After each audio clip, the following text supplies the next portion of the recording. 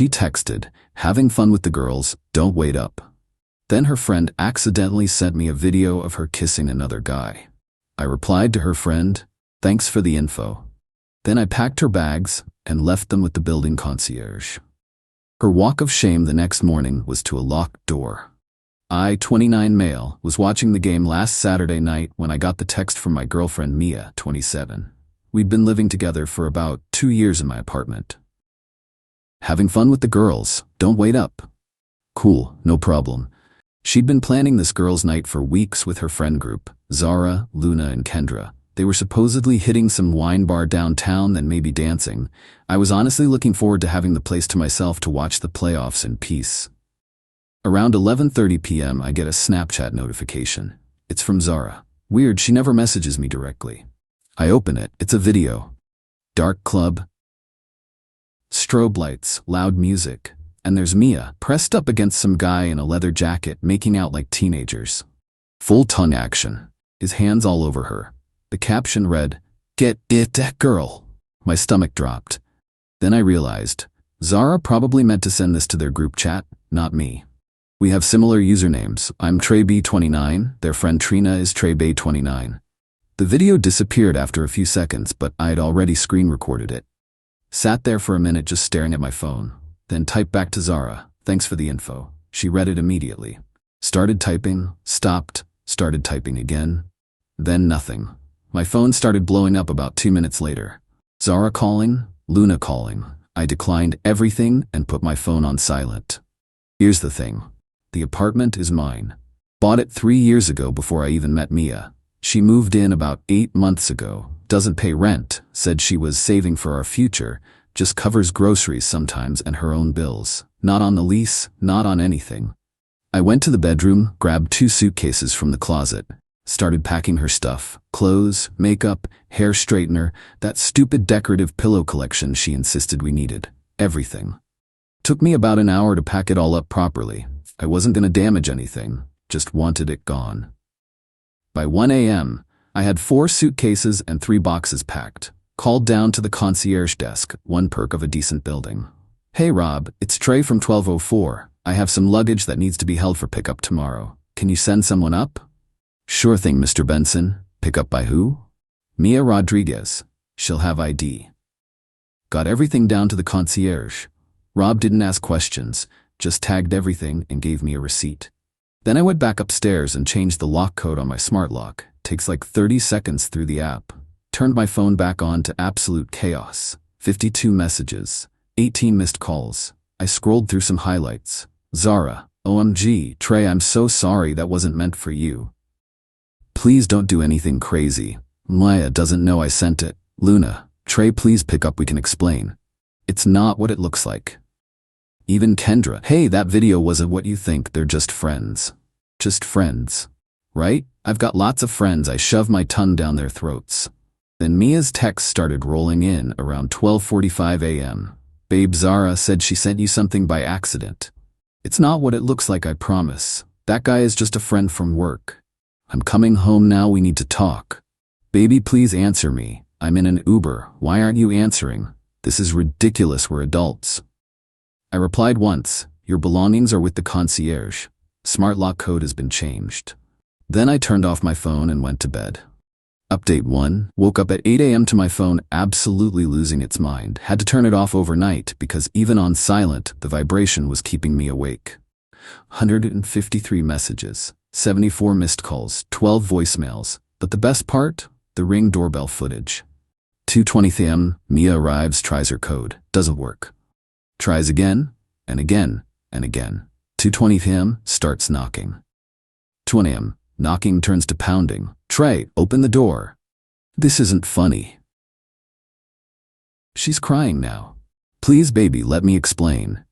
She calls someone, can hear her say, "He won't let me in. No, the code doesn't work. I don't know what to do."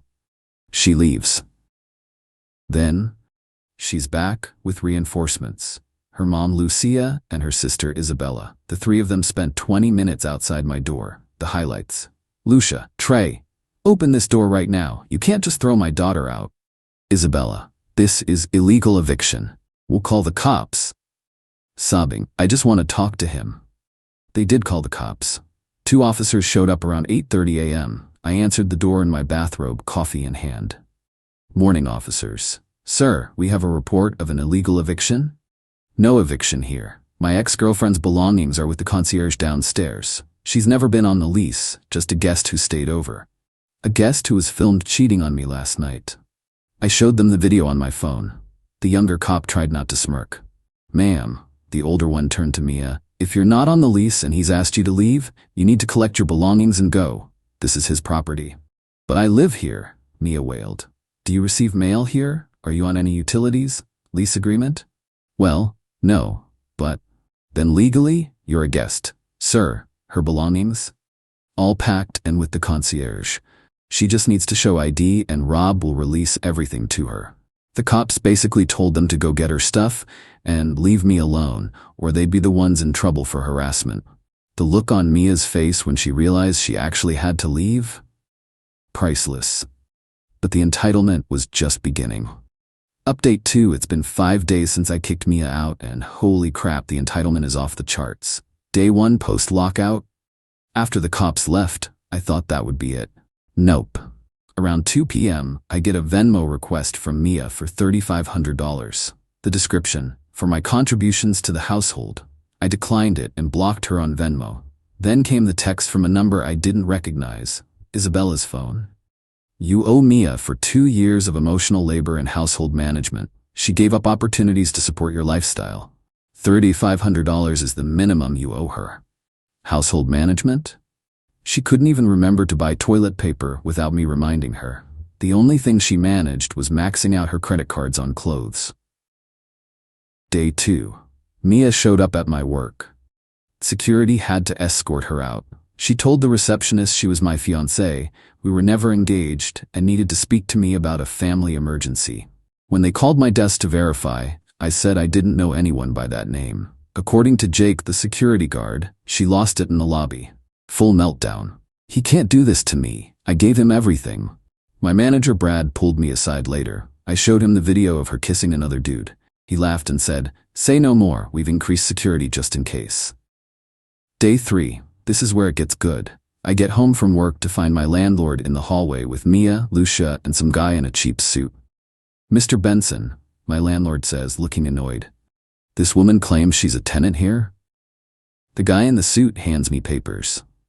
"I'm representing Ms. Rodriguez. This is a notice of tenant rights violation." I actually laughed. "She's never been a tenant. Would you like to see the lease?" My landlord already had his tablet out. I pulled it up already. Single occupancy, Trey Benson. No other authorized occupants listed. Cheap suit tried to argue about established residency and common law rights. My landlord shut that down real quick. "She's not on the lease. She has no tenant rights here. And if I see her in this building again without Mr. Benson's permission, I'm calling the police for trespassing." But here's the kicker. As they're leaving, Mia turns and says, "You know what? Keep the apartment, but that guy from the video, he actually appreciates me. His BMW is nicer than your Honda anyway." The manager couldn't help himself. "Then why are you here begging to get back in?" Day 4. Radio silence. I thought maybe she'd finally given up. Wrong. I get a call from my credit card company about suspicious activity. Someone tried to use my saved card info to buy a $1,200 flight to Cabo. The billing address they used? Mia's sister's apartment. Froze that card immediately. Then checked my Amazon, Netflix, Hulu, everything. She'd tried to order about $800 worth of stuff on Amazon using my saved payment info. All declined thanks to the frozen card. Filed a fraud report. The credit card company said they see this all the time with bad breakups. Day 5. Today. This morning, I get an Instagram DM from someone named Rico Suave 89. It's the dude from the video. I kid you not, this man had the audacity to message me. "Yo bro, sorry about the situation with Mia, but she says you're holding some of her jewelry? A necklace worth about $2K?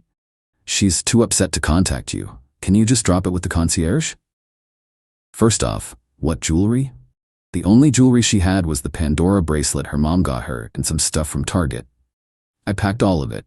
Second, this dude really thought I was gonna buy this? I replied, everything she owned was packed and given to her 5 days ago.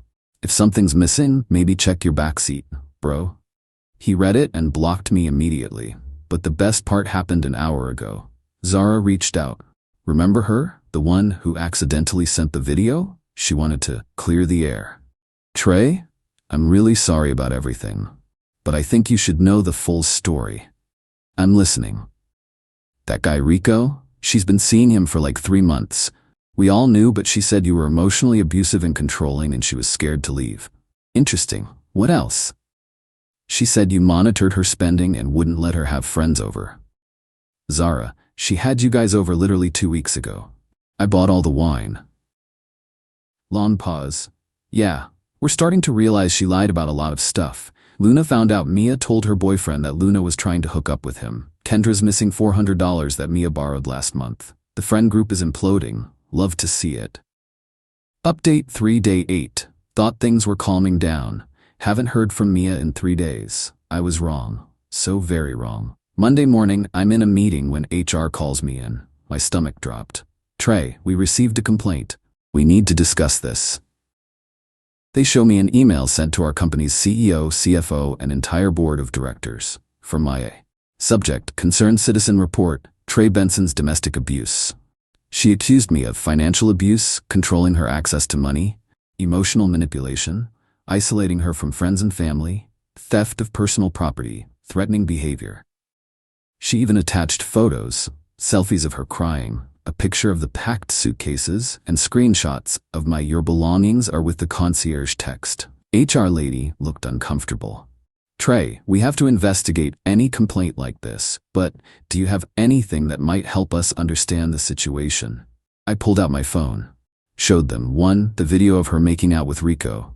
2. The ring footage of her pounding on my door at 2 a.m. 3. The text where she admitted the guy was from work, proving she lied about not knowing him. 4. Bank statements showing she never paid rent.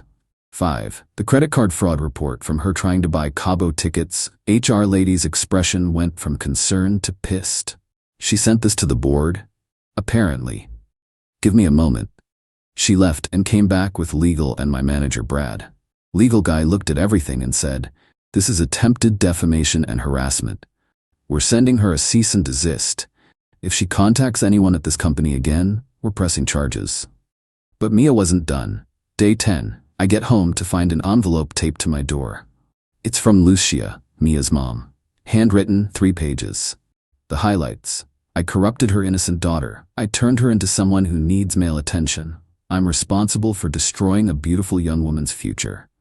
I should man up and take her back because real men forgive. Rico is just a phase, and I'm the one she really loves. If I don't take her back, I'll be cursed to never find love again. She actually wrote this. The last paragraph, though. Mia has been staying with Rico, but he's already getting tired of her spending and emotional needs. When he kicks her out, and he will, she'll have nowhere to go. This is on your conscience. So let me get this straight. She cheated with Rico, told everyone I was abusive, tried to get me fired, committed credit card fraud. But I should take her back because her new guy is already sick of her? The audacity. The entitlement. Day 12. The universe has a sense of humor. Jake from security texts me, "Yo, you need to see this." Sends me a TikTok link. It's Mia. She made a whole TikTok about being a survivor of emotional abuse. The video has her sitting in a car, looks like Rico's BMW, crying with sad music, text overlay reading, "When you finally escape your toxic ex but he takes everything from you. Starting over at 27 is hard, but I'm a survivor." The comments, though. The comments. Someone found the video of her kissing Rico and posted it. "This you sis? Looks like you escaped right into another man's mouth." Another person. "Girl, I know you. You owe my roommate $300. And the best one from Kendra. "Survivor? You told me you were planning to cheat for months. Delete this." The video got ratioed so hard she deleted it within 2 hours. But the internet is forever. Someone screen recorded it, and it's making rounds in local gossip groups. Day 14. Rico slid into my DMs again. Different account this time. "Bro, for real though, you need to take her back. She's crazy expensive and won't stop talking about you. This ain't what I signed up for." I screenshot it and replied, "Sounds like a you problem. Does she know you're trying to return her like an Amazon purchase?" He blocked me again. 20 minutes later, Mia calls from a number I don't recognize. I almost didn't answer, but curiosity won. What? Trey baby, I know you saw Rico's message. He doesn't mean anything to me. I was just hurt and confused, and you've been seeing him for 3 months according to Zara. Silence. That's not. She's lying. She's always been jealous of us. Mia, I don't care anymore. Stop contacting me. Stop contacting my job. Stop the fraud attempts. Move on. But I love you. You love my apartment and my credit card. There's a difference. You're such an asshole. I gave you the best years of my life. 2 years, and you spent them cheating. Goodbye, Mia. But before I hung up, I heard Rico in the background. Yo, who you talking to? I told you not to call him. They're already fighting. Incredible. Final update. It's been 2 months now. Time for the conclusion to this saga. Week 3 after the breakup. Mia and Rico's relationship imploded spectacularly. According to the tea Zara spilled, we're cool now. She genuinely feels bad about everything. Rico kicked Mia out after she tried to add herself to his credit cards, demanded he pay for a girl's trip to Miami, had a screaming match with his actual girlfriend. Yeah, turns out Mia was the side chick. She moved back in with Lucia, who then called me again asking me to reconsider. I blocked her number too. Week 4. I get served with actual legal papers. Mia was suing me in small claims court for illegal eviction, $5,000, emotional distress, $5,000, lost belongings, $2,000, $12,000 total. For what? Being asked to leave an apartment she didn't pay for? I hired a lawyer. Cost me $1,500, but worth every penny. Week 6, court day. I show up in a suit. She shows up in a dress I bought her. I recognized it because I paid $300 for it on her birthday. Her argument. We were in a committed domestic partnership, and I violated her rights by kicking her out without notice. My lawyer's response? She was never on the lease, never paid rent, bank statements proved this. Video evidence of infidelity, evidence of credit card fraud, the Cabo tickets.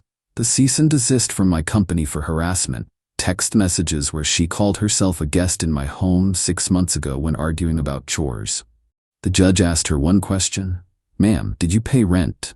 No, but I contributed in other ways. What ways? Emotional support, cooking, cleaning. Do you have any documentation of these contributions? No. The judge dismissed everything except said I should have given her 24 hours notice since she had belongings there. Awarded her $0, but said I owed her 1 day of reasonable hotel costs, $120. I paid it right there just to be done. The best part. As we're leaving court, her cheap lawyer turns to her and loudly says, You told me you paid rent. You told me you had receipts. You wasted my time. He walked off, shaking his head. Week 8. The group chat imploded completely. Luna found out Mia had been flirting with her boyfriend for months. Kendra never got her $400 back.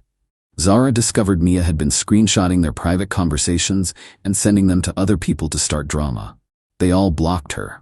Isabella, her sister, reached out to apologize. Turns out Mia owes her $2,000 too, and had been lying to their whole family about our relationship. Told them I was rich, I'm comfortable, not rich, and that we were secretly engaged. She'd been telling people we were planning a destination wedding, which is why she needed to borrow money from everyone. Present day, I'm doing great. Started seeing someone new, met her at a buddy's barbecue. Told her the whole story on our 3rd date. She laughed so hard she nearly choked on her wine. Said, At least I know you don't tolerate BS. Mia? Through the grapevine I heard. She's working at her mom's hair salon, the job she quit to focus on our relationship. Rico's actual girlfriend confronted her at the salon. There's apparently video, but I haven't looked for it. She tried to start a GoFundMe for surviving domestic abuse, but it got reported and taken down. She's dating some new guy who apparently doesn't know the full story yet. Last week, I ran into her at a grocery store. She was with new guy. She saw me, grabbed his arm, and loudly said, Baby, let's go, my abusive ex is here. New guy looked at me, ready to start something. I just smiled and said, Ask her about Rico's BMW, and kept walking. Saw them arguing in the parking lot on my way out. The moral of the story, when someone shows you who they are, believe them. When they text you, they're having fun with the girls, then get caught on video sucking face with another dude, pack their stuff and change the locks. The entitlement will show itself, but at least it won't be your problem anymore. Oh, and always screen record Snapchats. You never know when you'll need the receipts. Peace out. Edit, since some keep asking, yes, this is all real. Yes, I kept all the documentation. No, I don't regret a single thing. The $1,500 for the lawyer plus $120 for hotel was worth every penny to get her out of my life. And no, I'm not giving out her TikTok handle. Stop asking.